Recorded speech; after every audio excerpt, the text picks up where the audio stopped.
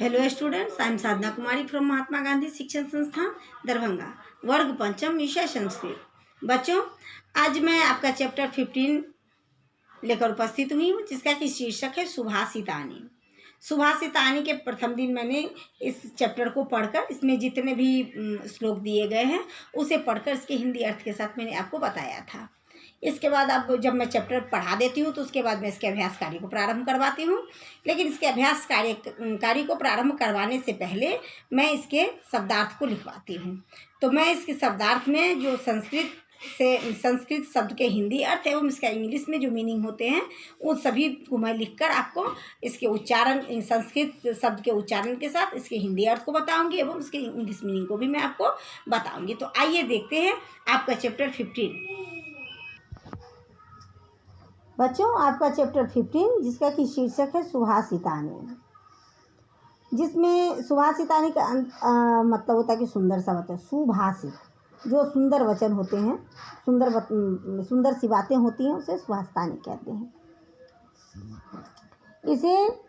इसमें जितने भी श्लोक दिए गए हैं इस सुभाषितानी में, इसके सभी श्लोक को मैंने पढ़कर इसके हिंदी अर्थ के साथ मैंने आपको बताया था। इसको पढ़ाने के बाद मैंने इसके अभ्यास कार्य को प्रारंभ करवाने से पहले मैं करवाऊंगी इसके शब्दार्थ को। इसके शब्दार्थ में जितने भी संस्कृत के शब्द हैं इसके हिंदी अर्थ एवं इसके इंग्लिश मीनिंग को मैं अपनी कॉपी में लिखकर आपको बताऊंगी, ताकि आप सभी बच्चे भी ध्यानपूर्वक अपनी कॉपी में लिखकर उसे अवश्य याद कर लेंगे। तो इसमें मैंने कुल जो शब्द हैं वो मैंने कुल 10 संस्कृत के शब्द, जिसका कि मैंने हिंदी में भी उसका अर्थ लिखा है एवं इंग्लिश में भी उसकी मीनिंग को लिखकर मैंने यहाँ पर रखा है, ताकि मैं पढ़कर आप सबों को बता सकूँगी। पहला जो शब्द है वह है उद्यमेन।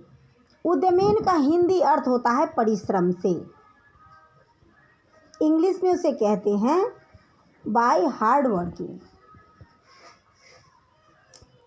दूसरा शब्द है सिद्ध्यंती। सिद्ध्यंती का हिंदी अर्थ होता है पूरे होते हैं। इंग्लिश में उसका मीनिंग होता है कंप्लीट। तीसरा शब्द है सुप्तस्य। सुप्तस्य का हिंदी अर्थ होता है सोए हुए के, और इंग्लिश में उसका अर्थ है, उसका जो मीनिंग है वो है टू स्लेप्ट। चौथा शब्द है संस्कृत का प्रविशन्ति।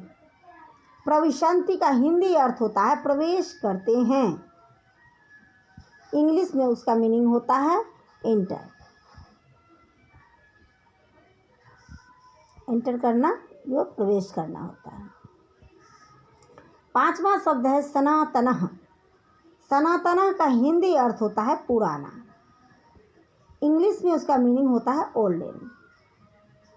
छठा जो शब्द है वह है मृत्युलोके।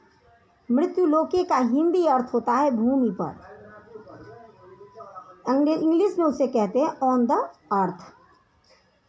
सातवां शब्द है नियुक्ते, जिसका कि हिंदी अर्थ होता है लगाता है, और इंग्लिश में उसे कहते हैं कनेक्ट। आठवां जो शब्द है वह है कांतेव। कांतेव का हिंदी अर्थ होता है पत्नी के समान। इंग्लिश में इसका मीनिंग है लाइक अ वाइफ।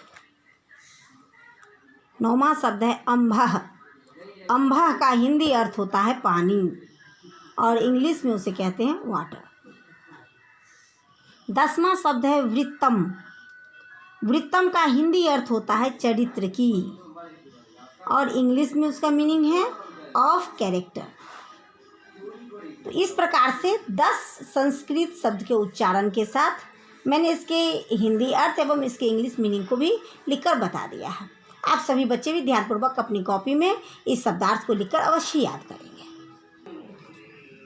इस प्रकार से बच्चों, मैंने आपका चैप्टर जो 15 है, जिसका कि शीर्षक सुभाषितानी है, इससे मैंने 10 संस्कृत शब्द के हिंदी मीनिंग एवं उसके हिंदी अर्थ एवं उसके इंग्लिश मीनिंग के साथ आपको बता दिया है। आगे आपके अभ्यास कार्य को लेकर मैं फिर उपस्थित होंगी। तब तक के लिए धन्यवाद।